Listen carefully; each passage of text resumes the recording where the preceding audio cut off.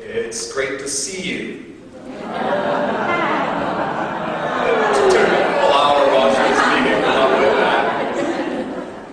As a kid who grew up in the largest Catholic district in Milwaukee, St. Matthias, and going to Catholic school there, I feel attacked.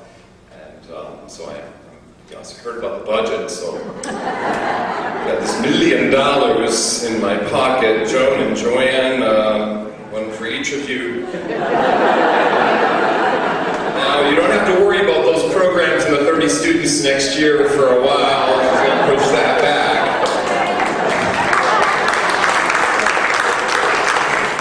Plenty you can do. Just don't spend that at Walmart, okay?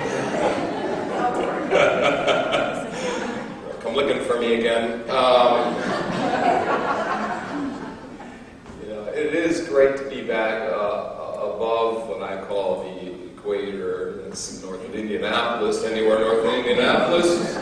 It's just wonderful. It's just every home looks like one I grew up in, and just the roads and everything was so familiar. It's been 22 years since I've been in Dubuque.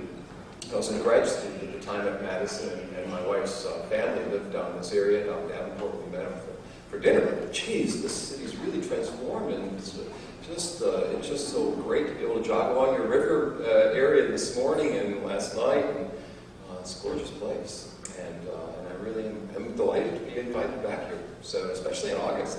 I like going to Fargo last January. I don't know what they had in mind. Whiteout in Fargo.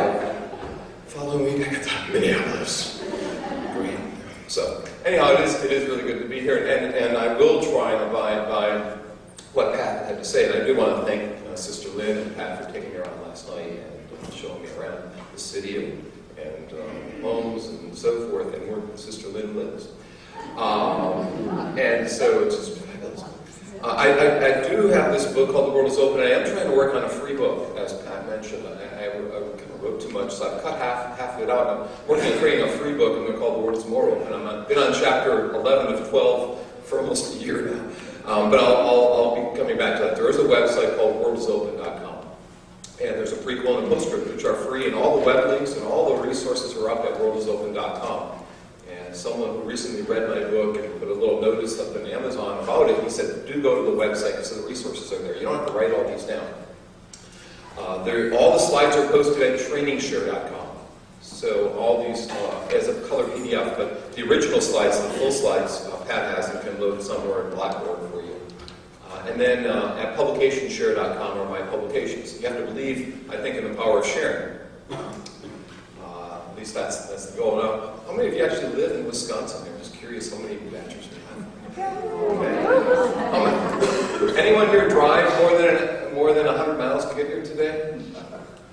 Anyone having a bad day in traffic? Okay, well, I've got a little smiley man here for the people from Wisconsin way in the back.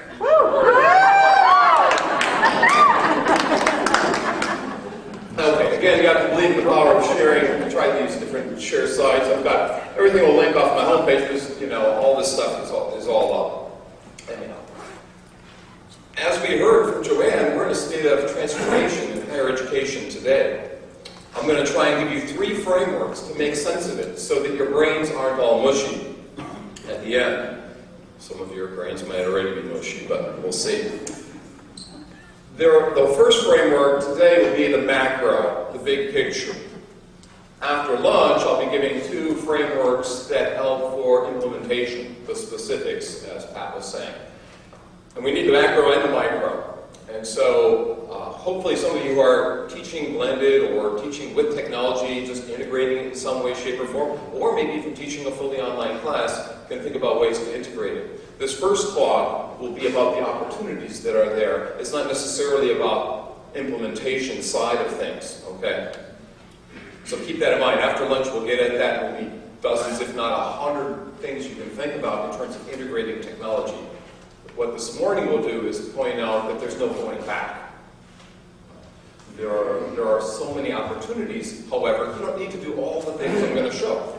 Find 1 or 2 or 3 new things. I don't do more than 1 or 2 new things a semester out myself because I've been getting overwhelmed and frustrated and so forth. But after 20-some years, I've tried most of the things out that I'm going to show you.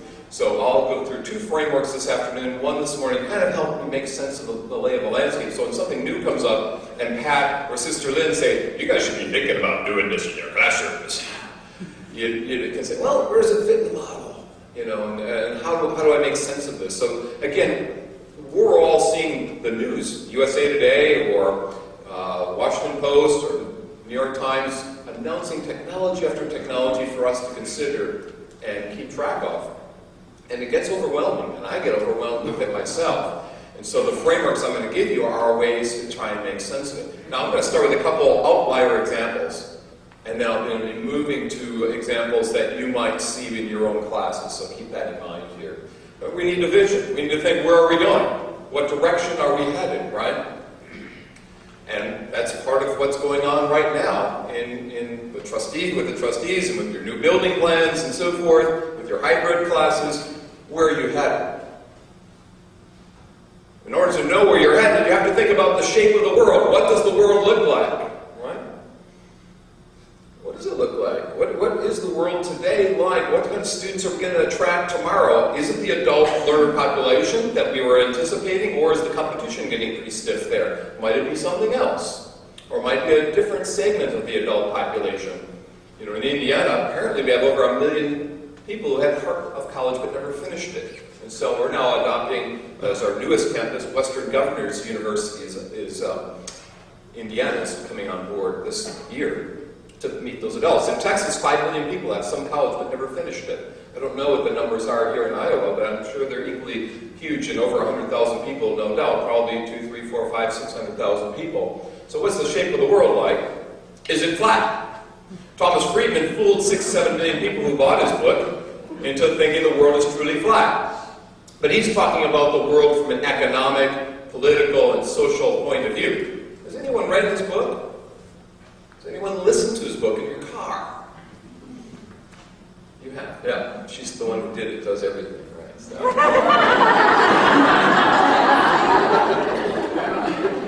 Coaching the baseball team, the volleyball team, this team, that team. I think the Cubs need a new coach, right? She's a White Sox fan? What's that? Go ahead. She has a black belt in karate. I'm going to be quiet now. So focus on the people in the front rows. Thomas Friedman fooled the world into thinking the world is flat. I listened to that book in my car. I listened to that book when I ran on a playaway device that's 2 ounces and cost like $20. 2 ounce device, listen to it, give it to my friends, they can listen to his book. I can watch him in YouTube, being interviewed by Charlie Rose. I can watch him in MIT World, giving a talk like he's doing right there, explaining his book in 1 hour. I can learn a lot about his book. I can read blog posts about it. I can listen to podcasts. I can go to his website and give him suggestions for his new book, Hot, Flat, and Crowded, for chapter 17 of his revision. People can go to the wiki and make suggestions on what he should add to that book, what's wrong with the book, and so forth. You can participate in his book, in effect. Now, the first third of his book gets into educational topics, Wikipedia and YouTube and blogging and so forth. The next 2/3 is more about business. And so I thought there was a need for a book that got into educational trends that are happening, which I call openers. He calls his flatteners. Okay? So some people think the world is truly been flattened. I say the world's flat broke, and I can't get any further. It's very similar in Iowa as it is in Indiana, as it is in Illinois. Now, Friedman had his 3 Ps. He has new processes, right? Management processes since I left the field of accounting in Milwaukee have been flattened. The cube farms that I worked in decades ago maybe don't exist so much anymore. Employees have a voice in places like IBM, which is growing here apparently, and at Intel, where you have a wiki, where employees can put up human resource suggestions. They can have their internal blogs or external blogs and so forth. They have a voice that they didn't have previously through the technologies that are there. He also says that we have new players, new economic players from India and China and Eastern Bloc countries of Europe. Billions of people that weren't participants before economically. And then he says we have this this notion of an equalized playing field brought on by collaborative technologies. Those collaborative technologies are similar, in some cases the same ones we can use in education, like Google Documents. You use Google Documents and spreadsheets, right? Or Ning, or Google Groups. Any of you use heard of Ning in here? The Ning thing. It used to be free. As of last month, it's not going to be, but built by Mark Andreessen, who brought us Netscape 15, 16 years ago. Over 1 million groups in Ning. So some of the same trends of digital, mobile, personal, virtual are the same things hitting us in education. So the world might be flat. Other people say, the world is curved. Look at your 401k plans. Hedge funds, when mismanagement of money happens in one country, it impacts people around the world. My friend David Smick in DC says the world's curvy. As a former CPA and corporate controller, I will tell you this book takes a bit to understand. You have to go through it a couple of times to understand this curvy world. But after a couple of times through it starts making some sense.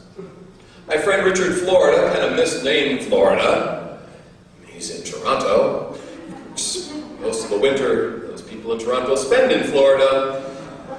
He says the world is spiky, which kind of we've got it with Joanne's speech earlier, talking about the spikiness of innovation centers, that you really want to have a place here that's engaging for students and learner-centered and all that kind of stuff. Well, cities want their places, and you see the remodeling and redevelopment here in Dubuque on the riverfront. You want to be a spiky city. You want to be a place that people come to. All the new businesses coming into Dubuque as part of this notion that this is a place people want to live, and it makes some sense. So the world's spiky. We have, places like Cape Town and London and Paris and Boston and Austin and Singapore, where people congregate, creative capital lives. So we have, on the one hand, the world becoming flat, on the one hand, becoming curvy, and the other person said, no, it's spiky. It's not equal. But there's still a huge digital divide out there. Others are saying, no, hey, the world's open. Now, I was at Rice University campus 3 years ago, sitting around at a Hewlett Foundation meeting, a grantees meeting on open education. And sitting next to me at the hotel pub were two people working on a book, working on this book. It ended up being called Opening Up Education, the Collective Advancement of Education Through Open Technology, Open Content, and Open Knowledge. They had brought all these people to the Rice campus to talk about their projects on, like the MIT Open Courseware projects, and the Carnegie Mellon ones, and so forth. And all these people wrote chapters in their book. At the time, I was starting to think about my book, The World is Open, so we were sitting next to each other comparing notes. Now, this book is free. You can go to the press, MIT Press, and download it as a PDF. You can pay for the book physically if you want, but you can get it free. Both Yale Press and MIT Press have done a good job of making their books available in multiple ways, as a free as well as a paid copy. So if you're interested in the premise of this talk from more of an academic standpoint, these are all people writing chapters more of an academic book than mine is. This one's a good book, it's very thick. Now, as I finished my book a couple of years ago, I started traveling around the world. And everywhere I went, people were going like this, Curt, the world's open. In fact, last night, Sister Lynn and Pat did the same. So I didn't get your pictures up in here, but I've been all over the place in Saudi Arabia. I've been in Korea. These are all students in Korea. They were here in Malaysia. That's in Abu Dhabi, in Dubai, and that's my son. He's a Korean kid. He's not really sure the world's open there. Even the hotel staff, everyone's saying the world is open in some way, shape, or form. Here we're back in Saudi again. Everywhere I go, people are saying the world's open. When we have globes, now these globes cost a lot of money. I was in Las Vegas, and I was walking around across the street from the Bronx. What's that Italian place? The Bellagio, and they had these globes. Now, they cost a lot of money. These globes here don't cost as much money, and they're more powerful for learning. These globes are web-enabled. When we have web-enabled globes that have a USB port in them, so you can get updates on economic conditions of different countries and states, demographic records, and so forth, for middle school kids, elementary kids, high school kids, college kids at different levels, the world's truly become open when we have a smart globe. Now, people like Vannevar Bush predicted we were heading in this direction. Vannevar Bush wrote a paper in the 1930s called As We May Think in Atlantic Monthly, which I'm sure some of you have read before, some of you have seen this argument. It talks about hypermedia, it talks about connecting on the internet pictures and documents and encyclopedias. The web would be like a Wikipedia, in effect. And he put this work under in his desk for 10 years while the World War II went on, and after World War II he published the paper. He predicted a lot of things about the internet and where we're going today with things. And it's still worth reading today. I assigned it for my students in my fall class, in fact. We're going to read that first week. Other people like Steve Jobs have kind of led the way where we're going. We have to look back a little bit in terms of thinking about where we're going to be going next. Who is the next Vannevar Bush who's predicting out 70 years into the future, 60 years into the future? These kids today will have their 10 or 14 jobs. They'll be working still in, 2060 probably, right? What will those jobs look like? Well, we have people at Wisconsin to thank. I had to throw a Wisconsin person here, sorry. I'm a product of distance learning. I was a board accountant in a cube farm, and I was taking correspondence courses and TV courses at night, thanks to this gentleman here. His name is Charles Wiedemeyer. His book is the best book for $1 you can buy on Amazon used. Last year, the University of Wisconsin Press reissued his book, actually Information Age Publishing, for $50 you can buy a new. Well, he died 20-some years ago. Nothing's changed. Buy the used one on Amazon for $1. He talks all about adult learning. You want to talk about rethinking your adult learning programs, time saver program? Get this book and read this book. It's all about lifelong learning principles and technologies of any sort, whether it's audio tapes or video or computers or whatever. The web's just the latest thing that's come along. There's been a lineage here from correspondence on through. Now, when I got to Wisconsin, I was hired to create TV courses. So I'm kind of an advocate for learning in any way, shape, or form, whether it's face-to-face, online, blended, with technology, without technology. But he's got the little Russian kid looking in through the back door here. His book's called Learning at the Back Door, and he's learning at the back door. He's not allowed in. This is an elitist school, and he wasn't allowed in. The other kid had the resources that he could be learning from. He could not. But you see, today, doesn't matter.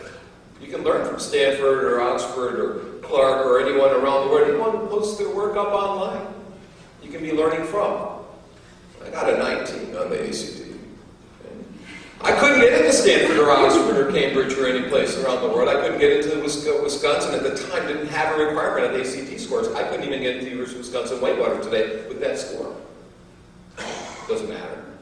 Students have to think about, does it matter? If you can't get into the university because of those requirements, can we now learn online apart from the universities, right, that are out there? Bill Gates says, hey, universities are going to change in the next 5 years. It's a little video, if you want to go to the Chronicle of Higher Education last week, August 9th, just a week and a half ago, he was at a conference, and he says in the next 5 years things will change because of shared online video on the internet. So huge changes mapped out in front of us, and Gates was explaining how that's going to take place. I think Gates is slightly wrong, because he's looking to the video to replace the instructor, and I don't think it will replace, it will change the role of the instructor. It will replace the university. And by the way, if you're interested in shared online video, I created a portal of 42 shared online video free sites.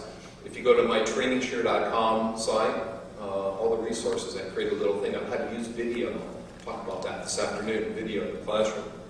Now, Gates might be a little upset about these kind of figures here. Also out of the Chronicle, last month, course management systems like Blackboard, most people are using. How many of you are using Blackboard? Okay. Most people are familiar with Blackboard, but they're not using plagiarism software like Turnitin. We're not using collaborative like Google Docs and Wikis. We're not doing blogging. We're not using clickers, student response systems. I'll talk about that this afternoon. Video conferencing, video gaming.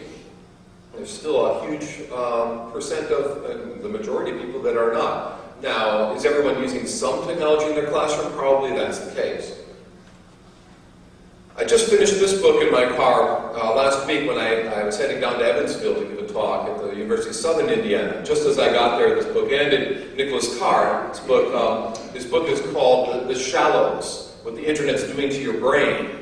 And he's saying we've become a culture of skimmers and squirrels. You know, we skim and we hoard away knowledge like squirrels do for a rainy day. And that we're not reading books in depth. We're not going to any depth. We're just glancing across and browsing because the internet provides us with so many ways in which to learn. We are overwhelmed with things and we don't go into depth in any areas. I had disagreed with his principles before I got his book. I listened to his book. But I found the book to be very enlightening. I'll put it on a highly recommended list for you, even though I don't necessarily agree with all that he does. And he has his own Twitter account, Facebook account, RSS feeds, and so forth. So he's not exactly a hypocrite because he admits to it, but it's interesting anyhow. So what is the web? Is the web an entertainment system, a writing aid, a communication system, a means to handle commercial transactions, a social networking device, or a learning tool? What is the web? I'm going to have you turn to someone next to you and explain what do you think the web is for the next 99 seconds. I'll be back in 99 seconds. What is the web?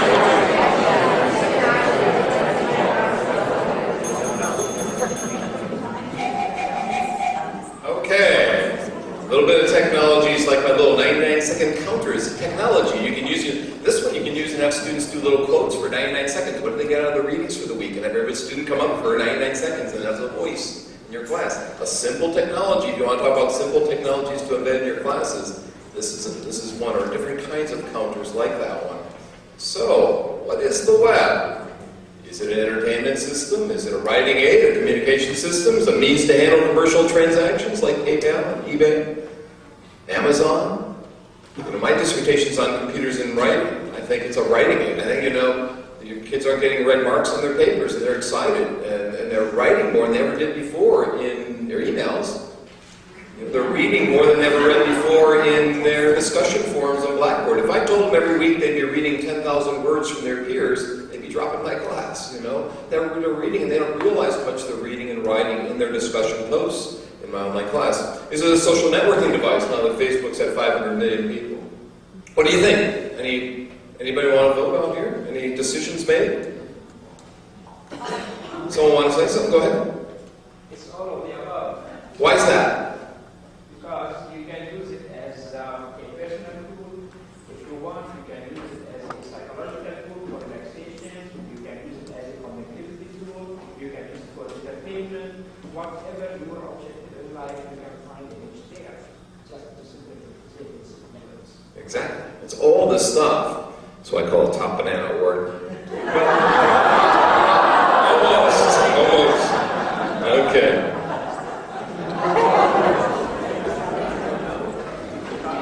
All right. He's right. And that's what's kind of daunting. There are so many ways to think about the internet and use the internet today, and some of us think about it from a social networking point of view. And that might be the way in. You know, the first time I taught online, I had 30% dropouts. When I added social icebreakers, I went to 0. Even though the social icebreakers had nothing to do with learning, per se. How do we use these social networking tools like Facebook and MySpace and Ning and other things, Twitter, so that maybe not necessarily learning, but they're being a community within your class. Students get more committed to your class. There's more motivation within your class, and so forth. I think really we need to rethink the name, the web. And in chapter 1 of my book, I've renamed the web as more of a learning tool. I renamed it the web of learning. And I think we call the web of learning, the way of looking and visioning and planning for the internet would be changed. And so that's and I explain why that is. And if you can read chapter 1 and 2, that explains what this new web of learning entails, whether it's blogs wrapped around us and wikis and video conference and chat and social bookmarking and curriculum documents and colleagues and media and family and all sorts of things wrap around us on the internet today. I mean, when we get sick, we don't talk to the doctor first, we look it up on the web first, right? Hopefully you're not going to Wiki WebMD, I did try and add some information to WebMD in the wiki, but you do need to be a doctor, actually, in some of these websites. We've got this bucket, this huge bucket we call the Web 2.0. It's a convenient bucket. We can get grants wrapped around. We can write grants like, we use the Web 2.0. You can talk to your neighbors, talk to your friends. We're using the Web 2.0. They know what you mean. It's not academic ease. It's not education ease. Web 2.0, Web 2.0, Web 2.0 is simple. It's a simple term. It's a simple bucket holder. But there's so many opportunities wrapped around this little bucket holder today. We're using things like PhotoBucket, Flickr, and so forth for pictures and document sharing, right? We're using SlideShare and blogging tools and Facebook and Google. There are a lot of different technologies, and it does get overwhelming for where we're at. What is the Web 3.0? What does it really mean? Last week, the USA Today had a little article 2 weeks ago saying, Facebook, Twitter, and YouTube's growing. Tell me something I didn't know. But they're saying, email's not being used quite as much. Web portals might not be used as much. Instant messaging not so much as what it was in the past. Now, of those 3, I'm using YouTube in my class this fall. Every week my students have to watch 3 or 4 videos on YouTube on Piaget or Skinner or Wundt in psychology class I'm teaching, and reflect on them. It's the one thing I added last year to my class, and my students didn't want to leave. I'm like, it's just talking heads on the web. But they saw the real person in action, not just reading their chapter, not just hearing the lecture from me. It made the course come alive. A simple, little stupid thing like adding these short little 3-4 minute YouTube videos changed the class structure totally around. So I'm not suggesting you need to use Twitter. I'm not suggesting you need to use Facebook. There's one I will suggest to think about. Maybe not YouTube. How about TeacherTube? If not YouTube or TeacherTube, how about Link TV? How about Fora TV, interviews of authors of famous books in Fora TV? How about Book TV from C-SPAN, free author interviews on different books. So many of these shared online video sites. MIT World, Thomas Friedman, right there. Academic Earth, the best lectures in the world are on Academic Earth. They're trying to index all the best lectures around the world. I just watched one last week in Academic Earth on Freudian psychology. I liked it so much, I bought the guy's book. A brilliant professor at Yale. I was just like, this guy's really great, tells good stories. His book's the same way. So, anyways, all these technologies are coming at us. We're at this jumping off point today. This huge jumping off point into this something, University 2.0, School 2.0, Media 2.0, Law 2.0. And we were at the Golden Gate in San Francisco jumping and trying to figure out this 2.0, 3.0, what it means. As I finished my book, I gave it to a few friends around the world, and they said, Curt, this is great at the end, but what about the beginning? You're lacking something at the beginning. You're not telling stories about where we're headed. That same day, people at UCLA sent me a note and said, Curt, we're doing this summer digs project here. Are you interested in this little project? It's archaeological digs around the world. And it sounds interesting. So I started looking this up. And I read the blog posts from the people around the world who are in Canada, who are in Chile, who are in Albania, who are in Peru. Not just students, but all of us could be part of it, from 18 years old to 80, 90 years old. Anyone can sign up for the UCLA Summer Digs Project and get 12 credits while you're digging in real-world settings. And they're blog posting on it, so you can read what's happening, and you can comment on it. And so I can be sitting there in Bloomington, Indiana, with my Indiana Jones whip and my Indiana Jones hat, and I can be an armchair Indiana Jones. Okay, didn't practice. So I can be an armchair Indiana Jones there in Indiana, in Bloomington, Indiana, and I can be reading her work. Lovely girl, Lily Henry Roberts. Lily's a rugby player in the UCLA team, 18 years old. She starts off my book with beautiful prose from Hope, British Columbia, 100 miles east of Vancouver. And she's studying First Nation people from 12,000 years ago. Her prose is much better than mine. I've written 200,000 words, and I start with her stuff. And I talk to her. We corresponded. I'm learning from her every day. I'm learning from all these people. My point in my book is today anyone can learn anything from anyone else at any time. That's really the premise of the book. And it's true here in this particular project. Last month I was in Melbourne, Australia. The second story of the book is about this gentleman here, David Thomas. I had a chance to have dinner with David. We had never met before, and he's much shorter than what I expected. A very kind individual. He's traveled around the world doing archaeological digs. But he wanted to do his dissertation. Any of you working on dissertations? I'm sure some of you aren't here yet. His wife wouldn't let him go. He was going to go to Kandahar, Afghanistan.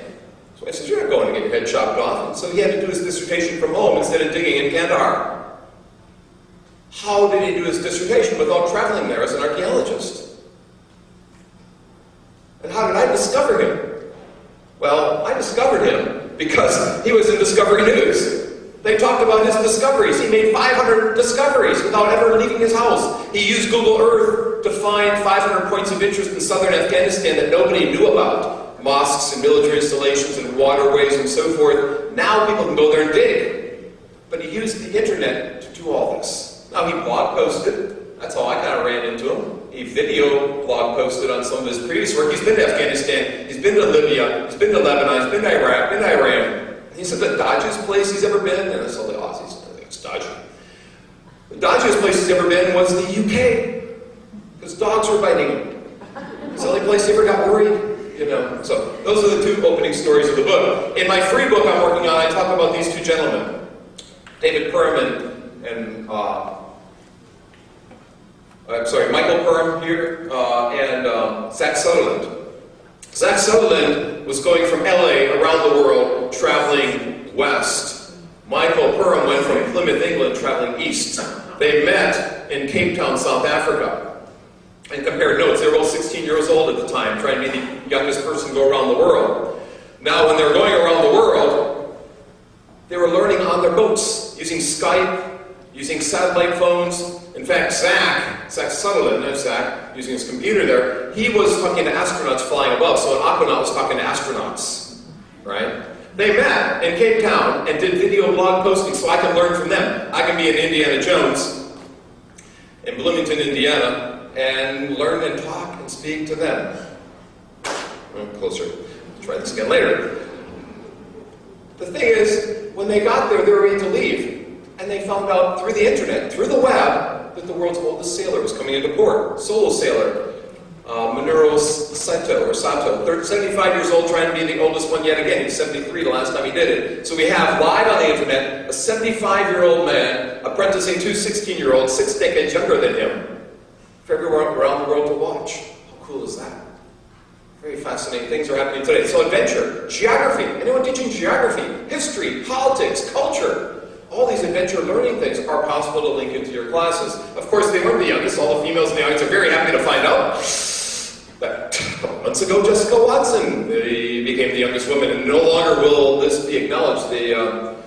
Ripley's Believe It or Not, whoever puts out these books will not put this up. They don't want danger anymore. There's apparently a 14-year-old girl that left Belgium last week. It's a teen set sail at 14 years old, or a Dutch sailor from Netherlands. Now, Zach's sister went around the world and had to be saved 2 months ago by Qantas Airlines and others because she almost capsized in the South Indian Ocean.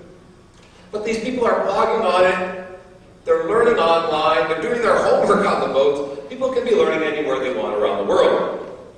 So this reminds me of the Indiana Jones kind of quote. The internet is filled with information nuggets. And the aliens in the most recent Indiana Jones movie weren't here to invade us. Their treasure wasn't gold, their treasure was knowledge. Knowledge was their treasure. The same is true of the internet. What does it always mean? It's too loud. That's a shame. Henry Jones, Jr. Like Indiana. I like Indiana. The dog, Indiana. Okay. So, our goal here at the internet should be knowledge, right? I'm going to try and give you some knowledge nuggets. 10 ways to think about the internet today. They spell the acronym we all learn. So we get into the area of ebooks. First one and the fifth one I thought were the least important. Since my book came out, they become the most important, actually. It makes some sense, actually, because most of us use books and we lecture, and that's what 1 and 5 do. Portals of content on the web is number 5, ebooks is number 1.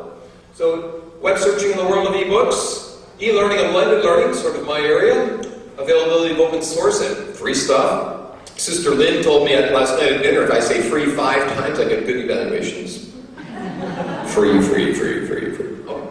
Leveraging resources like MIT is doing with OpenCourseWare, learning object repositories and portals, that's the we all. Now the we all part of this is really just stuff on the web. There's 53 trillion pages of stuff on the web today. All we need is 0.00001 to be educational for us to find plenty of stuff to use in our classes, right?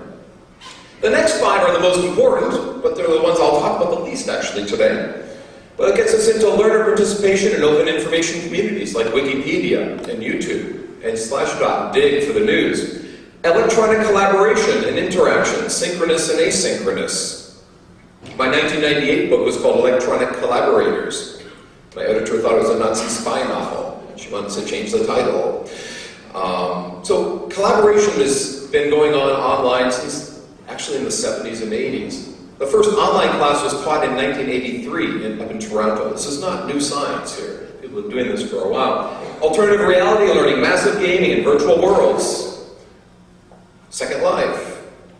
Third Life. Real-time mobility and portability, the iPhone. Any iPhone people in here? Any iPad people? Anybody ordering an iPad, hoping it will come soon? Networks of personalized learning. That gets us into the learn part, where students participate in their own learning. So in effect, we've got 3 different P's happening here. We've got pages of content, we've got piping our infrastructure, and we've got a participatory learning culture brought on by the Web 2.0. It's a different set of P's than Friedman's 3 P's. These are a different part. These are educational P's that we have. Now, throughout my book, I talk about my grandfather. My grandmother's side, they were all farmers. My grandfather's side, they built the tractors. Actually, my grandfather said, I walked in the front door of my high school, and I walked out the back door of my high school, and I never attended. That's how he boasted about his life. And he told the story over and over again. He went to work for Alice Chalmers for the next 40, 50 years of his life, except during the Depression. When my grandmother had to work there, he was laid off. My father worked there a little bit before going to work for AT&T. My mother worked there for a bit. My uncle went there, and he lost his job in 1986 when the plant went under. We can't rely on these jobs. So there's 2 points to the stories about my grandfather, or 3 actually. One is I know we're here in Iowa, so I had to put the slide in. Number 2, people like my grandfather wouldn't have dropped out, I think, of high school had we had the learning kinds of experiences that are possible today. If I was able to wheel him in at 100 years old. Now, he was born in 1907. I started writing my book in 2007. His brother lived to be 100. I would imagine him living to be 100 and walking him into schools might have been more excited than he was. And number 3, we don't have these jobs anymore. We don't know what the jobs, as Joanne said, will be in the future. So I'm going to need your help. People on the left-hand side are going to be the we people. Can we all say we? 1, 2, 3, we. People in the middle are the all. Of course, we're all. 1, 2, 3, all. Over here, we're the learned people. We're going to say learn. 1, 2, 3, learn. Even the people at the top. 1, 2, 3, learn. You got it. Okay. 1, 2, 3, we all learn. Let's try that one more time. We all learn. Okay, you did pretty good. So those are the 10 things. Now some of you are going to get frustrated. You're going to say, I need a new brain at the end of this talk. You're going to be at lunch, you're going to talk to friends, say, wow, there's a lot of stuff going on. Just think, we all learn. If it fits in one of those 10, if it doesn't fit in one of those 10, forget about it. This afternoon I'm going to give you a 4-part model. If it doesn't fit in one of the 4, it doesn't fit. It's going to be a model, it's a Star Wars model. I don't want to give it away. Come back this afternoon. So we got the 3 parts here. Pages and piping and participatory culture. These are the P's that are educational in nature. Even for... First one, e-books. Again, I thought this was the least important, and every day there's an announcement about an e-book that we have to consider, whether we got the Barnes & Noble Nook, and we can walk through the Barnes & Noble and order books and share them with our friends and all that. Short covers, which recently was bought up as e-books for your iPhone. Someone said, I got your book on my iPhone. I didn't even know it. Publishers didn't tell me. In 2000, one of my textbooks was guillotined, and e-library put it through the optical scanners and made an e-book out of it. My student said, Dr. Bonk, your book's an e-book. I said, no, it's not. Oh, yes, it's an e-book. No, the publisher would tell the author and the user of the book. Certainly they would. Oh, no, it's an e-book. And certainly it was an e-book. Publishers didn't know how to sell them, didn't know how to price them, didn't know how to share them, didn't know how to promote them, market them. Times have changed a bit. We're at the tipping point now, as Platt will talk about. E-books are at the tipping point. 5% of books, 10% of books, and higher end are e-books. We're going to get to 20 and 30 soon. Okay. Web searching in the world of e-books. What happens then? We all learn. We got my friend Terry Anderson. Now we got to look to the Canadians north, we got to look to the Californians to the west, and go further west to the Koreans. Up in Canada, we have a couple Canadians to thank for all this e-book. And we've got Cory Doctorow. Now, Cory Doctorow dropped out of college 4 times. Any of you college students in here? He dropped out 4 times, made a, big name. He was a Fulbright Fellow at USC last year. And he's the editor of Boing Boing, a popular cultural blog. He writes science fiction books. He makes them all available free. He says it's like blowing dandelions. The seeds germinate out there. And people buy his books in droves because there's a free book available and they find out about his books. My friend Terry Anderson, who lives further on the West End side, up in Edmonton, in Canada. He works at Athabasca University. He has a free book on the theory and practice of online learning.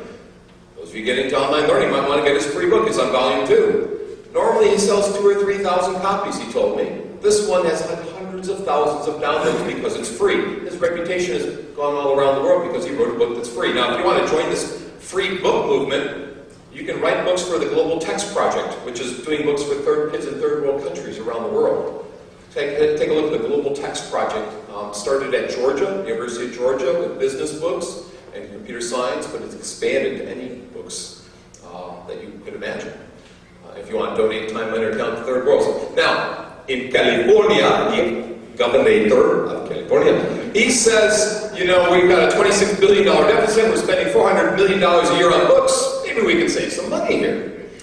But I don't think he knows they're not going to save money for a couple of years. I'm a former accountant. They're going to spend more money, and we're going to benefit from that. I think Californians are going to spend money figuring out this e-book for us. They're going to repurpose or e-purpose books with simulations, animations, and all sorts of things that are going to be embedded and repurposed within books. But they're starting at the K-12 level. In Korea, they're creating digital books with hyperlinks and simulations and animations for all K-12 students for free. So this is happening around the world. There's a big push towards rethinking what a book is, what it means, how we should price them, all this. In fact, a couple of weeks ago, interview in USA Today with the founder of Amazon. He says he can't believe it. Within a year or two, Amazon will be selling more e-books than physical books. He said the past years just exploded beyond all their expectations. The Kindle's one thing. Yeah, the Kindle might be the thing we use. He almost doesn't care if the Kindle takes off, because they're still selling e-books. They're making more money on e-books than they are on the Kindle, but it's nice if they sell them both. But they're stunned, Jeff Bezos says.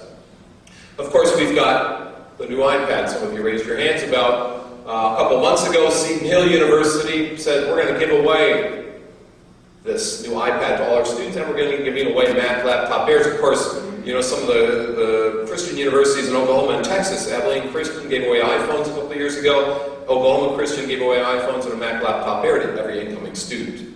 I'm not saying you have to put that in your budget. But it is a way that they are getting the extra 30 students to show up on campus. might be something to think about. They're finding with this iPad, it's not like a normal computer. What they're finding with the iPad is a social device. People huddle around it and talk about it. They say, hey, look at this, oh, look at that, oh, look at that. And they work with other people. Now, how many of you have an iPad and actually have shared, with other people while you're at your iPad, right? It happens, doesn't it? Apparently, a couple weeks ago, the Indians got word of the iPad and said, we could do one better. We could create a $35 iPad. And that's what they're working on. In fact, they think that's too expensive. They'd like it to be $10. Okay? What happens when we have these, this is like 64 gigabytes on these little sticks, but when they're going to be terabyte data sticks, and we have laptop computers coming from India for $10. 10 years ago, the book publisher said that most people don't have CD drives. We can't put your book with a CD in it and shrink wrap it. We don't have CD drives anymore. But they're worried about technology. It's not technology, it's pedagogy. And this afternoon we're going to get into pedagogy and thinking about thoughtful integration of technology into your classrooms. It's not just, I'm going to dazzle you with a few technologies here this morning. It's this afternoon, for you faculty, it's more important, actually. This is just tipping our toes in. I'm going to give you a lot of things you can do with it. This is pretty exciting stuff, I think. They're going to create a $35, little, iPad kind of device. Another exciting thing was last year when Oprah Winfrey taught her class. We're at number 2, by the way, e-learning and blended learning. She taught a class online with 2 million people for free. And they had 700,000 simultaneous downloads. You know what it's like having 700,000 simultaneous downloads on the web? In 1995, I used CUCME, and I combined it with PictureTel. And I had students in our Indianapolis campus in Bloomington, and we brought in guest authors whose articles we were reading that week on the impact of computer programming on thinking. We brought in Elliot Soloway from Michigan, we brought in someone else from Houston, and my president sent me a letter. It wasn't Joanne. The president sends me a letter, she says, Curt, don't do it. I don't know. Don't combine PictureTel and CUCME with, you have 20 students in your class, you're going to take down the internet. It's 1995. You're going to take down the internet. Okay? Oprah Winfrey's got 600,000 simultaneous downloads, and we blink. Maybe. We nap on this. We front page news, USA Today, all a million high school kids learning online. We yawn at all this. If in 1950 one person learned online, that person would be Time Magazine's Person of the Year. Today we're looking at all these data. Things have really changed. And especially in this area of online learning. When Shaquille O'Neal gets his degree in a blended format from the University of Phoenix, people take notice. When Oprah has 2 million students in a class, people start taking notice of some of this stuff. When Bill Gates says, hey, top 10 foundation, Bill Gates Foundation initiative is online learning for the next few years. They're going to be grant money on this. It must be something you look at here. They're going to be targeting online learning in the game. They already started on that. When Salman Khan says, hey, my niece is struggling with her calculus, so I'm going to go online and create some tutoring sessions for her. She's back in Pakistan or Bangladeshi, and I'm going to do this stuff and send it to her. And this guy's got like 3 degrees from MIT and 2 from Harvard. No PhDs, like 5 master's degrees or something.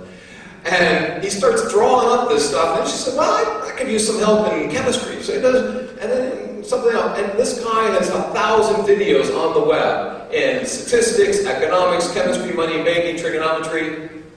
Bill Gates is talking about this guy because he's going to be promoting all this free math and science content that's been made available. It's called the Khan Academy. Has anyone heard of the Khan Academy? Somebody's seen this Khan Academy? It's interesting.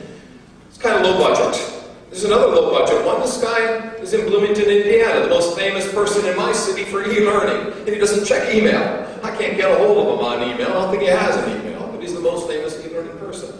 Because he saw his son struggling with the SAT. See, when I struggled with the ACT, my father, he kind of laughed at me. But, this guy here, he wasn't laughing at his son. My father didn't laugh at me. My father, I didn't tell my scores, actually, when it was happening. But this guy created a website for his son to practice his vocabulary. And then he said, I can do something for world peace and hunger. Every time you get a question right, 10 grains of rice can be donated to third world countries.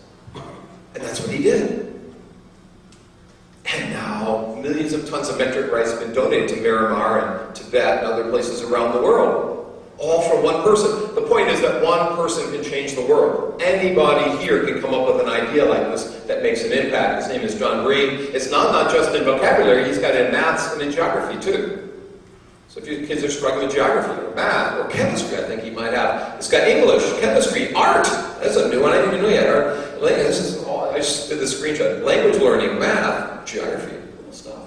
A couple months ago, I had dinner with this young girl. Her name is Adora Swiftax. Anyone heard of Adora? She's adorable. She's 12 years old. She's ready to retire. She's been teaching since she was 6. She teaches teachers how to teach writing. She learns online and teaches online. She has 3 books. She types 110 words a minute. First book is called Flying Fingers. Go figure. Imagine having a daughter who's writing books at age 6. So her mother's been taking her all around the world talking. She's on TED. Have you heard of these TED Talks, Technology, Entertainment, Design? She's telling these adults in the audience they have to respect kids more. It's pretty good. There's a recent TED Talk from last month. She has a blog. She has a Facebook account. She has poetry online. She learns from the Washington Virtual Academy. And she teaches using Prometheus smartboards. She teaches via webcam. She's got her stuff up in TeacherTube and YouTube, all her lessons. She learns online and teaches online. This was not possible when I was in school.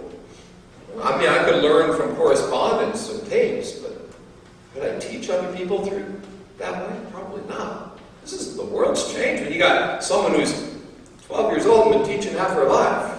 You got to really rethink things. You get some teacher ed majors in here, When it's Florida Virtual School, now Florida Virtual School I've been tracking for over a decade. My friend Julie Young has been known for this. They've gone for a few dozen people in the mid-90s.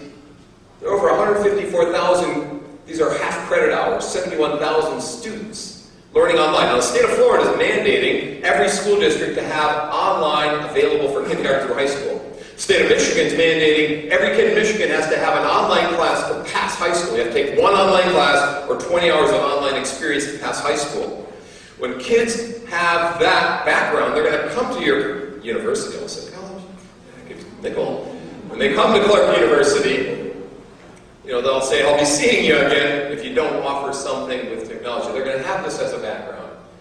My friend Brian Setzer found out, not the Brian Setzer group, but Brian Setzer, he found out I was going to Australia, and before I got on the plane, he sent me this chart last month. He says, Curt, Florida's nothing. Florida's nothing. He says, our governor, the lieutenant governor actually, gave us money for online learning. They had no online learning in North Carolina in 2006. We've gone to 2010. We're up here, to 80,000 predicted by the end of 2010 in 4 years. Look at our growth rate.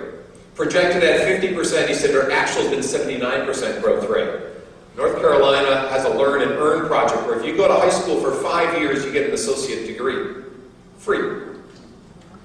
Trying to get people degrees within the state of North Carolina. You got to look to North Carolina, Florida, Michigan in particular as states that are doing innovative things with technology at the K-12 level. Indiana, maybe somewhat. We've got pianists. We've got Native American flutists. Now this guy Everett Ozen, I listen to his stuff. I have soundscapes on my TV. I grade papers, put it on. This stuff is great. I didn't know he was a student in our high school. The Indiana University High School situates in the middle of our campus. You can trip on it going across our campus. Anyone been to IU Bloomington? It's a beautiful place, right? Beautiful place. And our faculty don't even know this exists. It's right there in the middle of campus, and people don't even know Indiana University High School is right there in the middle. Bruce Colston's to thank. He's the director, kind gentleman. 4,000 people. When Indiana University High School is bigger than Indiana University in 10 years, people will take notice. Okay? We're at 40,000 students right now on our Bloomington campus. You saw the growth at North Carolina. You saw the growth at Florida. When we start growing like that, it's going to be phenomenal. Well, we've got ballerinas. We got political activists in Hillary Clinton's campaign. It could be why she lost. But anyhow, we've got families going around the Caribbean. Now, this family was from Chicago. And they looked to Missouri. They looked to Illinois. They couldn't find anything for their daughter Bridie. Bridie was going with them on the trip to pick up their boat in Brazil. They're picking up a boat and then sailing it through the Caribbean for 5 months. She was at grade level. They didn't want to get her behind. Her other sisters were ahead in college, ahead in high school. So Bridie took classes from the Indiana University High School. She could practice her French lessons on different islands. She could upload and download her paper when she got into port. Ship dock captains could proctor her examinations. Retired teachers in Grenada actually proctored her examinations. Times are changing when you can do all this kind of stuff. And you can be anywhere around the world learning. There's their journey that they took. When I was in Minnesota, now I've been along the Mississippi River 3 times since the beginning of the year. I was down in New Orleans, up in Minnesota. I got outside my hotel, and the concierge said, "What do you see out there?" So I don't know. What do you see, by the way? What do you guys see? I got $1 million left for the best answer. Halo. Who said the halo? Ha! Come on down here. I'll give you $1 million later on. I'll give you after. I promise you. The halo. Why do we say the halo building? What's about the halo building? What's your name? Joanne, it just looks like a halo. Did you say Joanne? Yeah. Okay. What else about the halo? What do you see? I see learning. When you rename the second largest building in Minnesota, the Capella Tower, you rename a building for online learning, times have changed. When you go to Denver, you see the Jones International University building, fantastic place, times have changed. I see the Capella Tower. When I grew up in Wisconsin, that's not what I normally would see. I see banks and financial institutions, but today I see learning. California's decided we're going to kick in $250,000 per class for the Cal State system to put online calculus, physics, statistics, psychology, Western Civ, writing, nutrition, linear algebra, international relations. We're going to get that money through donations because we got to save budget crisis. But they're going to push ahead into these introductory classes and put them online in the state of California, announced back in May. In Texas, my former student Mimi Lee and her colleague Jean Chavin, they just got tenure in Houston, University of Houston, where I'll be in a week and a half. They have a free online master's program they've developed for middle and high school teachers, mainly middle school math science. A new middle school math science degree. Now, when the University of Houston is giving away a master's degree online, people are going to take notice. This is funded through the Texas Education Foundation. It's called the iSpark Project. Stands for Integration of Science, Math, and Reflective Teaching. Now, in May, I was in Penang, Malaysia. Went to the Open U of Malaysia. They've grown from 800 students in 2001 to 90,000 today. They grow by 10,000 students a year.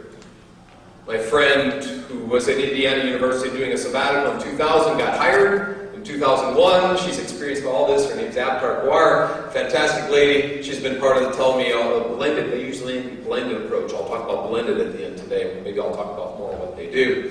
In the U.S., we've gone from 16 million people learning in 2002 to 18 million, about a 1.5 million increase. Face-to-face is growing by 1% a year. Online is growing by 17% per year. It's small wonder that administrators are putting more money in the red here into online courses and programs, both existing and new, compared to face-to-face. That's where the growth is happening, especially in certificates and in master's degrees and degree completion programs. Those are the big areas that I see changes happening. In Mexico, where I was back in April, I think it was, they've gone from 1 in 50 Mexicans with internet access. That's as of a decade ago. Today it's 1 in 4. So small wonder in Monterey, where I was, in the past decade, they've added 35,000 more students from around Mexico coming into campus. I was at Central Florida. I'll be back there in October.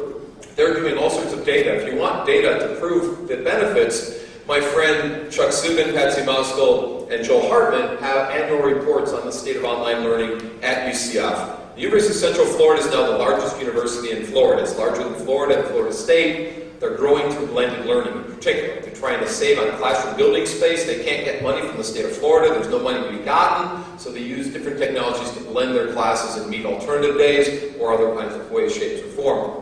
They actually, every time I go there, they still have new buildings and parking structures going in. They just can't build them fast enough or get the money fast enough. So, now, if you want some data, the federal government has a report. The report is called a meta-analysis and review of online learning studies.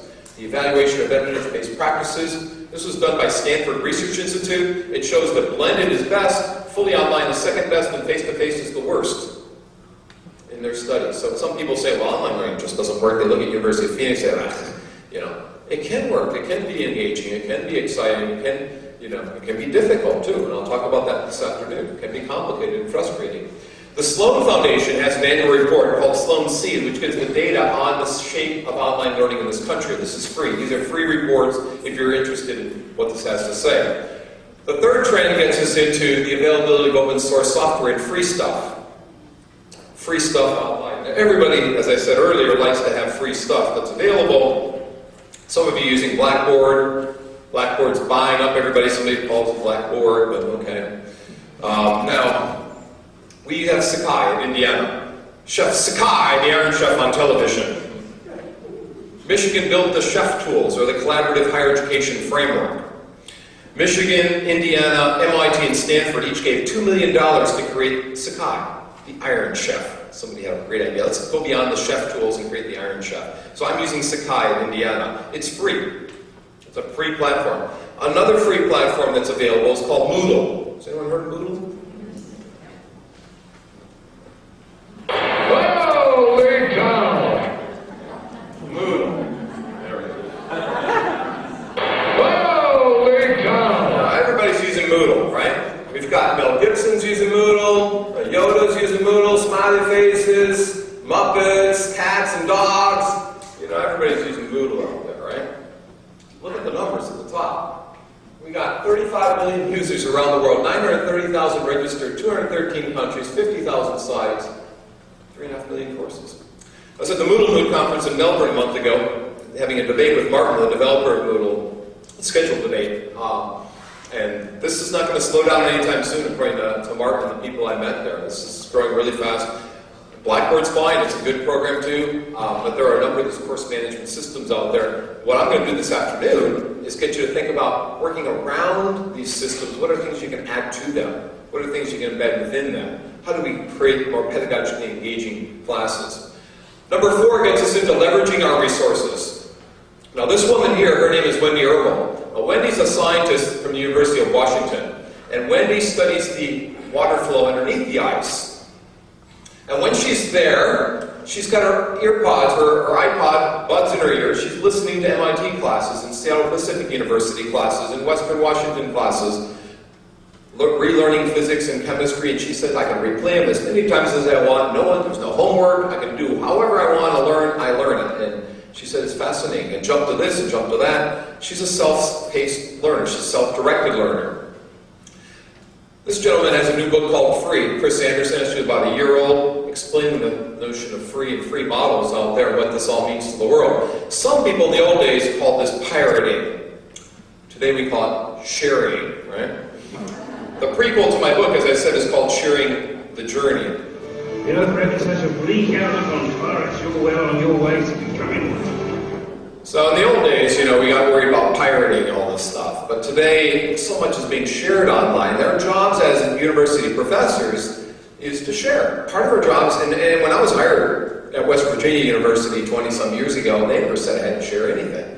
They didn't care. When I was in Australia in 2002, said, Dr. Bonk, we don't share here in Australia, but they do in the U.S. Go back to the U.S. Went to New Zealand, same thing. UK, same thing.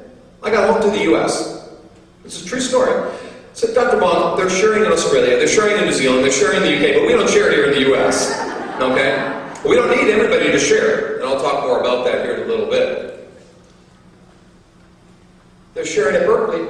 They're sharing this Marion Diamond, retired from Berkeley, famous professor there in biology, had taught 4,000 students her entire 30-year career, came out of retirement within a month. 200,000 people have watched her videos. More than millions have watched each of these videos. She's taught more people and become a celebrity professor in retirement. Some of you guys are coming out of retirement to teach here, I understand, from St. Mary's and from other places, right? When Stanford's in iTunes, again, I couldn't get into Stanford, I can listen to any lecture today from Stanford in iTunes. I can go to Berkeley and hear from Sergey Brin, the founder of Google. 140,000 people watched his videos explaining how Google succeeded within a couple of months. YouTube has created a whole new phenomenon for teaching and learning online. Now, I'm a little afraid to tell you about my new friend. Well, he's not a new friend. He's been my friend for a few years now. I'm at a Catholic university. My friend Lucifer. Lucifer came on, the first time I gave this talk, Lucifer came on stage with me to solicit support. That's a true story. Lucifer was an engineering person and didn't really like engineering all that much, so he's also can translate things. So he translated Lord of the Rings. He translated Lord of the Rings to Chinese, traditional in Taiwan, and made $1 million by age 26. He took half of that money and created the OOPS Foundation, the open source, open courseware prototype system, which is translating MIT contents free to the world, with the world's largest voluntary translation team in the world. Now he's translating other things as well. When the earthquake hit Western China, he was doing disaster relief and things that could help the communities there, translating courses that had existed for rebuilding cities and so forth. So fascinating project taking place from one person. One person can change the world. One great idea. Now he's translating The Hobbit. We're going to make it and sending that to mainland China. He'll be making more millions and then taking that money and doing interesting educational things with it. Now, you all know that MIT put their courses on the web, but you might not know that Notre Dame is doing the religion classes, Tufts University is doing things, Johns Hopkins in dentistry, public health, nutrition, but there's no instructor behind here. There's a syllabus, there's course homepages, there's readings, lectures, cases, but there's no instructor yet. It's level 1 knowledge, I call it. Kids in Pakistan and Afghanistan love the MIT contents. They find out that they can be learning from MIT, and they're quality students, even though they're not able to attend MIT. Half of the people using the MIT contents are not college students and professors that they thought would be it. That's all they thought would use it. Half of them are business people and young kids and older people in the workforce or wherever, just dabbling in and getting new skills and so forth. When you have all this stuff, you need a place, a repository. One repository I'm going to point to is called the National Repository of Online Courses, or NROC Commons. You can find all sorts of classes from K through college there. Do we have any K-12 people in the room here? Any teacher ed people in the room? You may find it. But also college classes are up there. The other one is called the OER Commons. And since leaving the field of accounting in 1986, January, this is the most important thing I think I've seen. This website, OER Commons, and this idea is like this notion of sharing, it umbrellas things. I'm going to show you a couple other ones like it. If you're looking for stuff in public health or nursing or PE or physical therapy or wherever, whatever you're teaching, accounting, try this. Now there are a couple entrepreneurs out there. One guy, Shaver Chef, is taking this free stuff and creating a free university called the University of the People. He's a former chairman of Cramsker, sold it off and put $1 million to create a free university. Now it's not totally free. You do pay a small fee to enroll, like $30, $40, and you do pay to have your tests assessed. It depends on what country you're from, developed world, not developed, or whatever. They had 180 students the first semester and 800 instructors. They had 5 instructors for every student. It's a different model. This woman here helped create peer-to-peer university, which helps you find your way through the online classes. If there's something you want to learn, they have classes on different things, but there's no accreditation for it. They just help you find your way through the free online stuff. He's hoping to get accredited. Most recently, there's been a new announcement of a company called Nixty, or a website called Nixty, that says, according to the Chronicle of Higher Education, it's going to create free online classes and help you put up classes for free. Anything you want to put up for free on the web. You might check out Nixty. I'm not sure what it's going to be like. Number 5 gets us into open content. Free text, free videos. In North America alone, there are 1,343 journals that are open access journals. My full class on the Web 2.0 is all free stuff. 43 pages, everything's a hot link. Everything's a free article, there's no books to buy. Thanks to people at Stanford, they've pushed this area of open access journals, and I love it. But it's not just text. We also have video online. It's a disruptive technology. More and more professors are putting video. Have any of you put video on the web, lectures? Streamed up, a few of you have. 35% of universities have a plan for video, and another 30-some% are planning to add that to their plan. So most universities are thinking about video today. And why not? When you have MIT World, when you have Fora TV with famous authors, and Al Gore's channel, I guess Tipper's going to get that bit, of course. It's going to be called Tipper TV. We got BBC, CNN, MSNBC, Google, Yahoo Videos, TV Lesson, Book TV I mentioned, NASA TV, the Research Channel. You got all this video online. You got to think about ways to use it. You want to learn how to play guitar? iVideo song. You want to learn how to cook Korean beef? Clip Chef, Master Chef. All these interesting cooking sites out there. If you can't get your spouse to cook, just send them to one of these. September 2010 edition of Fast Company talks about video. It just came out. And my friend Anya Kamenetz has a new book called DIYU, Do It Yourself University. Her article in Fast Company talks about TED, these TED Talks, and how we can get the best of the world into our class. Whether we're going to go for Richard Branson from Virgin Airlines, Bill Gates, Ken Robinson who talks about creativity in schools, all sorts of people we can bring into our classes, Malcolm Gladwell, through 19-minute talks. It's the maximum size the talk can be at these TED Talks, which used to be secretive. It was a secret event in Monterey. They've now made it open to the world. And now they have syndicated TED in India, TED in the UK. Link TV, pretty cool site, Link TV, where you have National Geographic specials. My friend John Bauermaster went around the world by sea kayak in the Ocean's 8 series from National Geographic. It's all free on Link TV. It's called Television Without Borders. And they have something called Link, Global Link for World Educators, or the GLOW Network for teacher training as a subset. They have curriculum plans, lesson plans for schools, but it's pretty interesting stuff. The Annenberg Foundation has their Explorer series up in it. At Fora TV I mentioned. One of the ones I watched at Fora TV was Michelle Ray, who transformed Washington, D.C. schools. As I'm watching it, Howard Gardner comes on and asks her questions, the most famous multiple intelligence person in the world, sitting in the audience. I watch it some more. I see Vince Cerf, who helped create Sun Microsystems. He's creating the interplanetary internet out on Mars and the moon, talking about the future and where we're going. Then I watch it some more. I see Steve Jobs and Steve Wozniak being interviewed about the future of where we're going. Then I switch over to TV Lesson or Academic Earth. I mentioned Academic Earth. This is the gentleman doing the Freud class. This guy's fantastic. There's so much free video available today to think about. Now, when this gentleman here, this scientist here, finds a gigantic, or I should call it a colossal squid up in Antarctica, and he gets this colossal squid on boat, puts ice on it, and it takes scientists in Wellington, New Zealand, 14 months to figure out how to thaw it. 14 months, and they thaw it live to kids around the world. When science goes live, it doesn't wait 5 years to get into a book. When this gentleman finds a gigantic squid up the coast of Santa Cruz, and CNN covers this live, and you find out that it has eyeballs the size of soccer balls. Those are just the lenses of the eyes.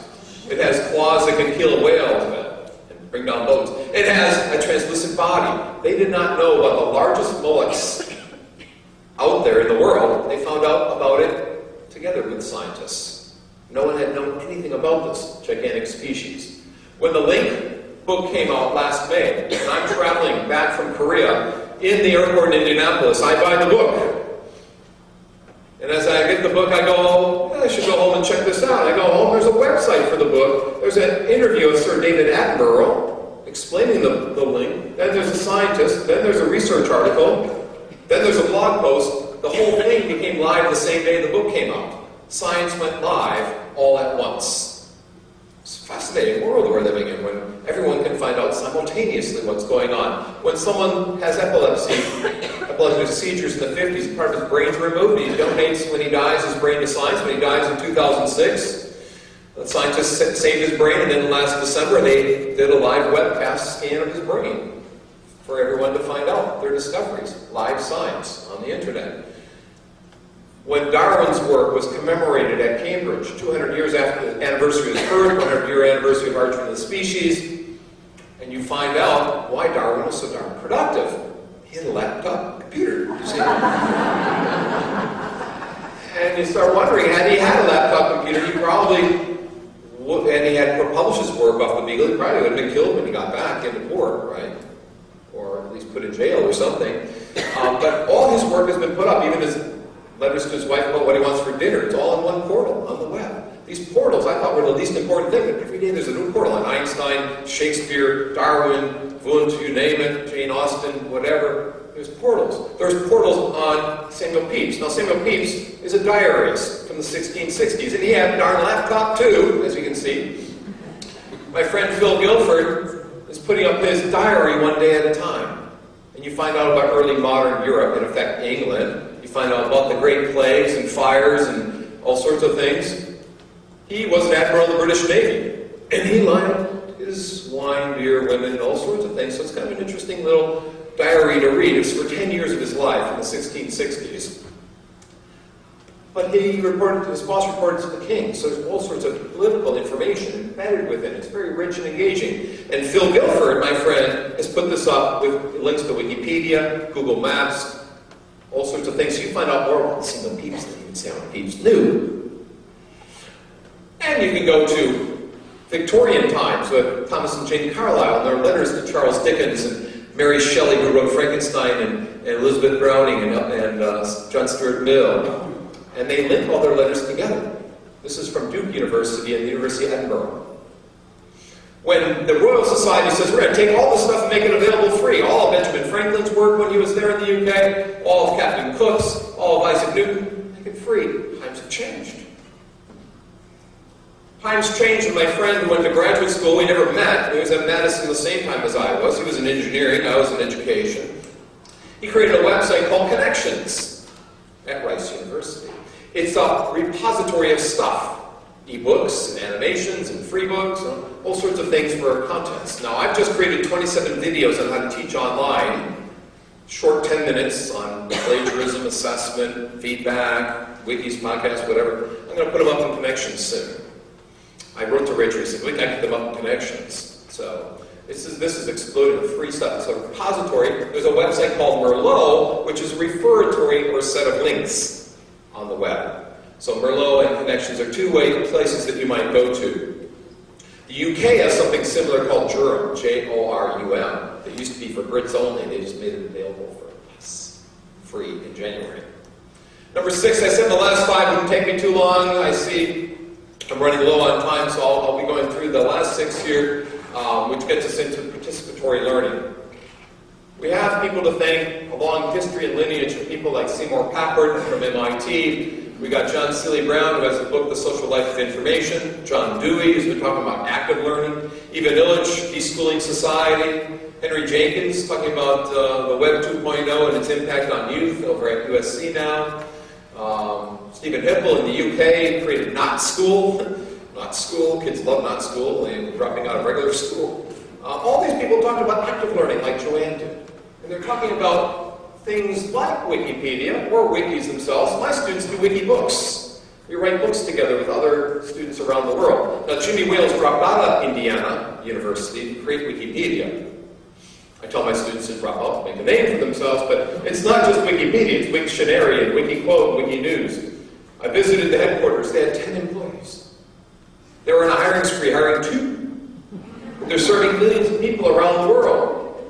It's not just Wikipedia that's changing things. Right here in Dubuque, you got IBM going in. Now, IBM has 53,000 employees on Social Blue, 17,000 with internal blogs. So they have their own Facebook kind of, account. So crowdsourcing, 500,000 people at their jam. Second Life events. IBM's leading the way.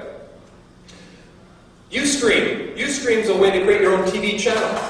This woman here, cool cat teacher, streamed me up on the internet last year while I was speaking, like one of these things. I had 4 people in the audience. My 4th talk of the day. They hadn't seen me enough times. This woman's in New York saying, tell Curt we're Ustreaming the Ustream to 1,000 people here in the audience. I had 4 people here, 1,000 people in here. I was in Atlanta at the time. Pretty cool. Your own TV stations and Ustream. The Queen's got the Royal Channel. Dalai Lama has a Twitter account and podcasts. Barack Obama has a BlackBerry. If politicians and religious leaders can do it, you all can too. The Royal Channel is pretty cool because you see her coronation. You can see, her first TV special from 1957 where she says, the internet's overwhelming, or not the internet, the technology's overwhelming you. 1957. Still is. And she's uploading and downloading YouTube now. I mentioned the 27 videos I'm doing. If you go to YouTube and type Traveling Edman, which is my blog name, just Traveling OG, you can get my free videos and watch how to teach online. My friend Godwin Agudi had a school he built in Sagagana with no running water, no electricity, and no schools. My friend Yan went and filmed him. Neither one were my friends till I found them in Current TV. She won awards for her film, her documentary. She's a computer scientist. She's a programmer. By day, by night, she films in Tibet, Western China, and Africa. And has become famous for her films. And now he has running water. Now he has electricity. Now he has computers and a computer teacher because people have watched the video and donated things to his school. He says, like ants building a hill, one ant at a time. He runs 100 computers there. This gentleman here has a book online called The Future of the Internet and How to Stop It. Future of the Internet and How to Stop It. It's free from Yale Press. Yogi Bangler, his buddy, they're both at Harvard now, has a book called The Wealth of Networks, not The Wealth of Nations. This one's a wiki. You can change it around. His book is free to download as a PDF, and you can comment on it, annotate notes on it, and he'll respond to your notes. It's a participatory book. Books are different today. My friend Trip Adler, by the way, ladies, he's 25 or 6, she just turned 25. A couple weeks ago, he's going to be a billionaire soon, and he's single. And I just walked into his office in Chinatown, started chatting with him one day. He's created a YouTube version for text called Scribd, scribbled with a D on it, or scribed with no E and a D on the end. It's genealogical records, homework, music scores, love letters, poems, books, papers, documents. You can form groups around Scribd and talk about things with one another about text on the web, legal documents. It's a fascinating place. Plato's Republic with iPaper. You can download Plato's Republic in 2 seconds. Have a group on it, discuss it. It's a social networking site. You might think about using it for your class. You might create a group within Scribd. Number 7 gets us into collaboration. Collaborate or die. Collaborate or die. In the old days, we had teachers teaching us stuff. If we didn't learn it, well, we got taught again and again. Today, it's more social and collaborative in nature. Hopefully. We're moving in that direction. There's some pictures of people in Abu Dhabi and Dubai. Recently, Campus Technology magazine, which used to be called The Syllabus, has featured articles on redesigning college campuses, like your new building, for getting people to interact. This is Abilene Christian University's library. We're rethinking classroom spaces today for social interaction. When I was in Seoul, Korea last year, in Yonsei Library, every level of the building was a different kind of interaction. The first level, they were interacting and playing games to learn language. At the next level up, they were working in small teams in a set-off section in a collaborative lab. At the next level is individual learning. The same was true in Scotland, where every level of a building I was in Scotland was a different kind of learning, whether it's mentoring, whether it's reflection, whether it's group work. We also have more video conferencing happen, where we can take perspectives of those in Brazil, in other countries, Iraq and India. We can bring in the Dalai Lama. Well, maybe we did actually. The Dalai Lama's brother was a faculty down in Indiana until he recently passed away, so the Dalai Lama is by us a lot. But I can bring in John Traxler coming in from Wolverhampton in the UK live to my class this spring, a mobile learning expert. I can bring in IntelliGirl. IntelliGirl is famous for her book, Second Life for Dummies. She really has this flaming pink red hair, so I wore my little wig, which you feel so uncomfortable. She actually lives only 2 miles from my house. Her husband's getting his doctorate at IU in telecom. But they have a book called Second Life for Dummies. I can go off to the UK and give a talk within 10 minutes of being requested with a little webcam. I can go to China like I'm doing here instead of flying to China just from my home office. Collaboration online. Soon I'll have telepresence, maybe holographic images. Well, actually, Cisco and HP have built these telepresence units, so it looks like you're in the same room with one another. You're wrapped around. 4 people on one side, 4 people on the other side. These things cost $50,000 to $70,000, by the way, they're not cheap. But people at North Carolina are trying to build holographic images now for university settings. Fairly reasonably priced. Number 8 gets us into alternative reality learning, whether we're talking about my friend Sarah Robbins. Now, Sarah teaches English at Ball State. 300 students sign up for her class every semester, and she only takes 20. My friend Charles Ness and his daughter Rebecca Ness teach law at Harvard in Second Life. She has online office hours, he has face-to-face ones. People at Pepperdine have hot tub chats in their master's and Ph.D. program in ed tech. People at Austin have paramedic training and nurse and doctor training. In Georgia, they do teacher training in Second Life. Number 9, I told you this last one's only take me a few minutes. I know I've gone a few minutes over. Number 9 gets us into mobile learning, which is the big one. Many people told me, this is the big one, mobile learning. You know, we've got these, all these devices. I've got my flip video camera. I can take a picture of all of you and put it up on YouTube just like that. I've got my iPad, my iPod, and then inside here, I think I've got, it's a little device here. It's called a pocket school. Teachers in your pocket. $20, $30, $40. And for another $20, you get a bicycle to recharge it so you can have a school for $50, in fact. This is a literacy training device for kids in Guatemala, Mexico, Honduras, Latin American countries where parents are migrant workers and they don't have schools, so the teachers in their pocket, schools in the pocket. Now this has expanded into the U.S., into inner city schools. He's expanded, the people at Stanford have expanded this into Africa, India, all around the world. People have mobile devices, mobile phones. More than half the world has a mobile phone. So mobile today is the area that's exploding. In Rwanda, where my friend Paul Kim is right now, where my friend Kim Foreman died 2 weeks ago in a car accident, one of my best friends from grad school. They're doing missionary work there. I'm going to read my blog post, I just blogged on it. 40,000 people a week are getting internet access, and apparently in Korea, telecom is going in to give them, heavy bandwidth cabling. In India, 15 million people a month are getting access to their mobile phones. Around the world, 60,000 people an hour, the size of Bloomington, Indiana, every hour. So mobile is expanding. This is the Pocket School Project, staying place around the world. Now my son used to play Halo. How many of you played Halo? Ever played Halo? How many got kids that played Halo? Right? I watched my son play Halo. I don't want to play violent games. I asked him last week, what are you doing now? He's a senior at IU, 22. Can you play? I'm playing Farmville. I'm playing Farmville because I want to move to Iowa. No. So he's playing Farmville, and 90 million people are playing. We're all worried about banging shoot-em-up games. 90 million people are playing Farmville, helping each other grow plants. Give advice about crops. Times have changed dramatically, and the 5 most popular games are not these Grand Theft Auto games, but they're games like Farmville. This is a huge cultural change that's happened. This is great, I think, actually.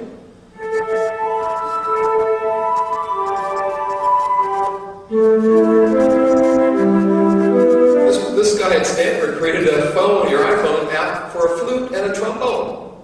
So I'm presenting at Austin a couple months ago, and at dinner someone downloads this flute. What do you think we did during dinner? We played his phone. Nobody wanted to eat. Learn how to play the flute. You got wiki readers who can update on Wiki, Twitter Pete, update on Twitter, and this guy stalks me from DePaul University in Chicago. He usually comes to talks like this. He's in the audience recording things with his pen. He puts them up on the web so people who have missed the talk can go to it. Any of you have this LiveScribe pen? Some of you might have this $150 pen that can record. It's got a camera and a microphone in it. So when you click on your notes, you hear the audio. Finally, number 10, personalizing our learning. Apparently, there's a new app for the iPad.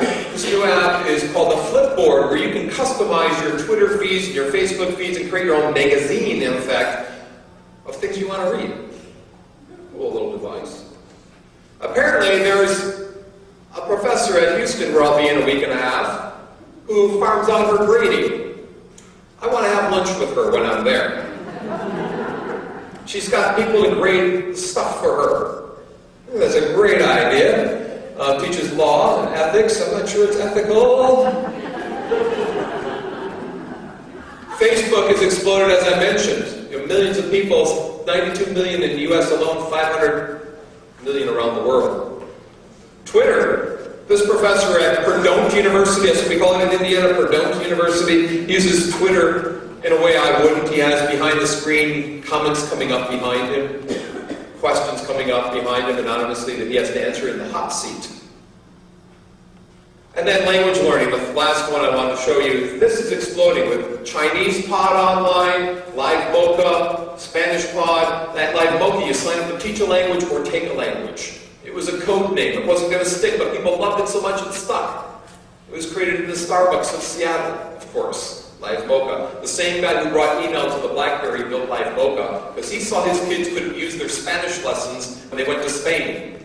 So he wanted to create a way for conversational Spanish with Live Mocha. So, in Chinese Pod, they thought English Pod would take off before the Olympics, but Chinese Pod took off. 300,000 people a month are learning free podcasts, learning Chinese. It's Americans going to China, not the Chinese learning English, but the Americans and the Brits who are going to China. So that's those areas, the 10 openers. I do have some predictions. Indeed, you are powerful as the Emperor has foreseen. These are the 15 predictions that I have for the future. I'm not going to go through all these. Let me just point out one, and that I think is kind of interesting, besides number one, is the other 55 billion people who get internet access, is number two. I think people will be real interesting in this century, and I will call this the learning century, by the way. This will be renamed the learning century. Will be super mentors and coaches. People who have counseling or human development skills. People who have an understanding of the internet for learning, and who have a domain expertise in any area. Archaeology, chemistry, physics. You combine those three, and I think you'll be golden. And I do think we'll have more self-determined learners and all that. We do have decisions as administrators. As an administrator, do you want to get into open education resources? Do you want to get into open source technology? Do you want to get into ebooks and mobile learning on this campus? As a faculty, is your role going to be one of concierge, which I think it might be, counselor, credit facilitator, or credit manager? Course facilitator or credit manager, what is your role? It is probably all of those things. And as a student, if you don't find the courses you like, should you just go online and take whatever you find and put it on your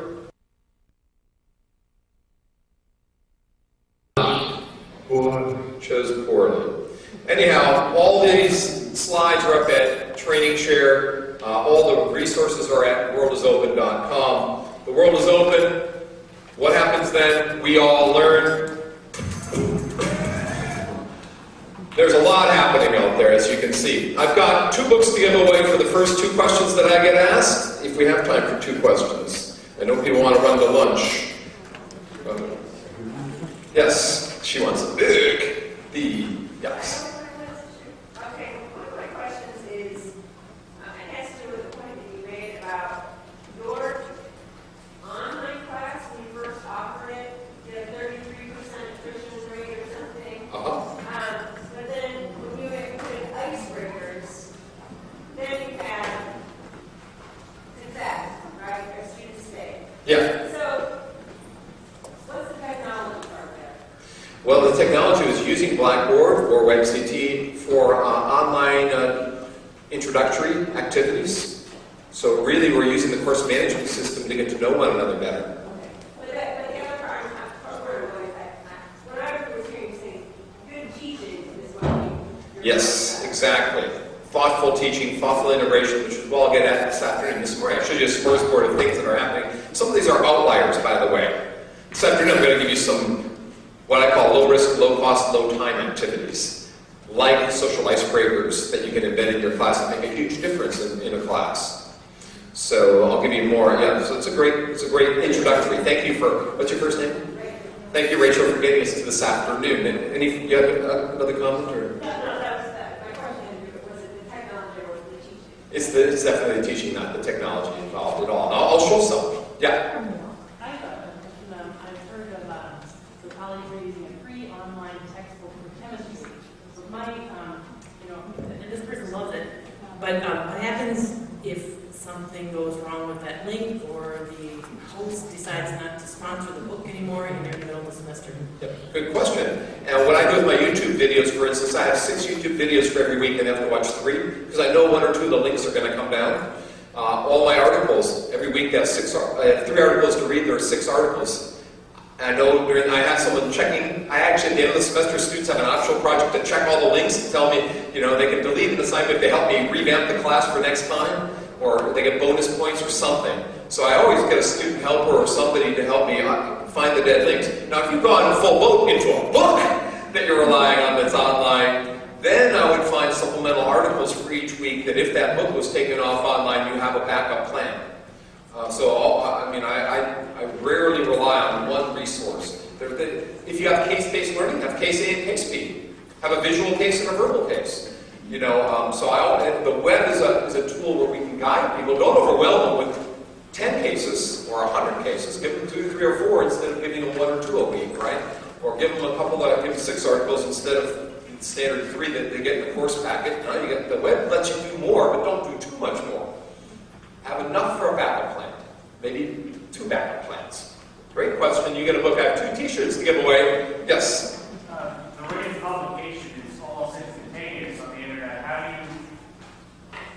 do you vet?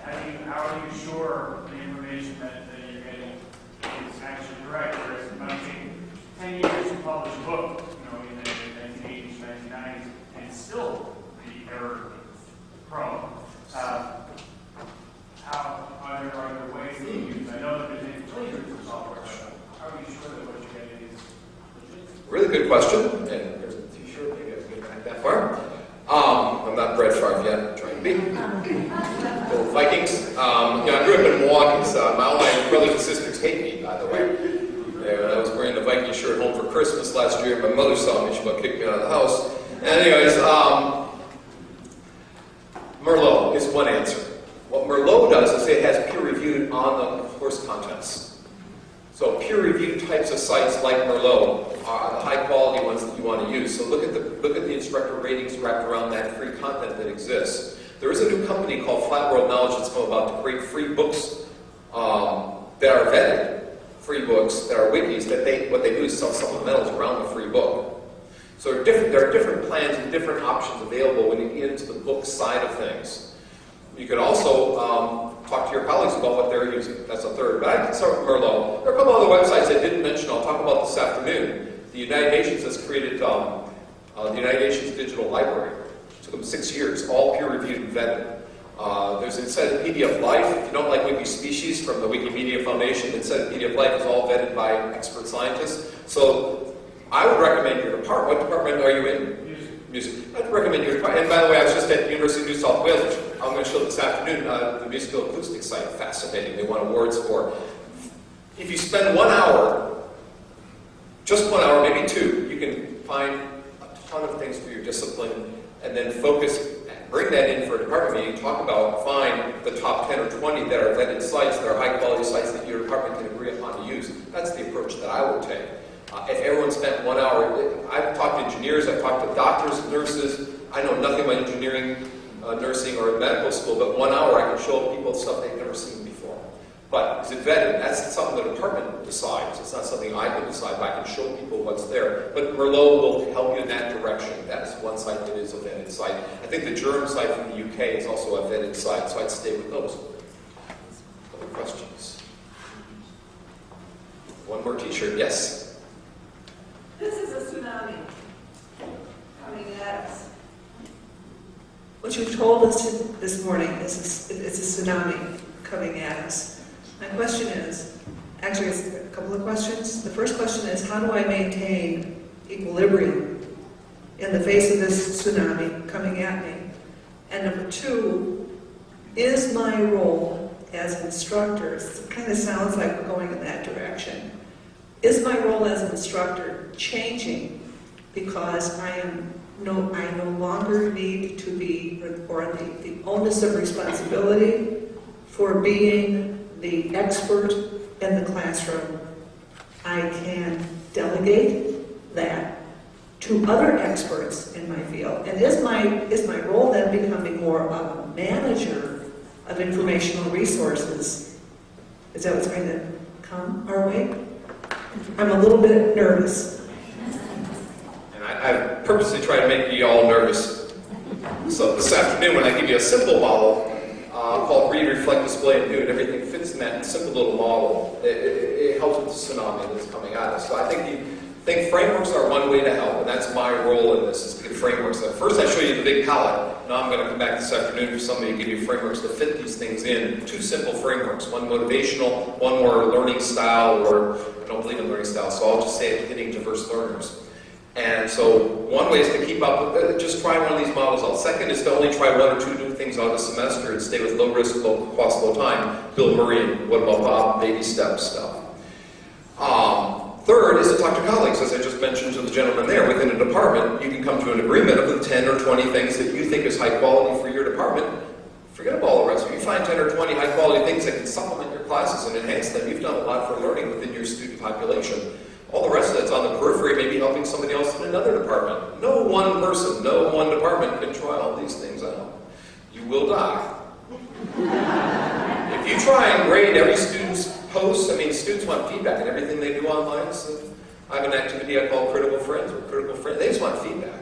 So I'll show you that this afternoon. Some ways to save time, some ways to get feedback. Without your involvement at all, your role then shifts to organizing that activity. I think really psychologists in the past have focused on was behaviorism the right way, cognitivism, it's not about that anymore. It's about creating learning environments.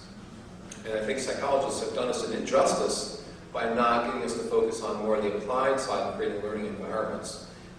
And that's really where the possibilities lie. I hope we have any psychology professors in the room here. I think that's where a role that psychologists at this university could work with the technology people to think about what's the learning environment like that we need to be creating for our student success.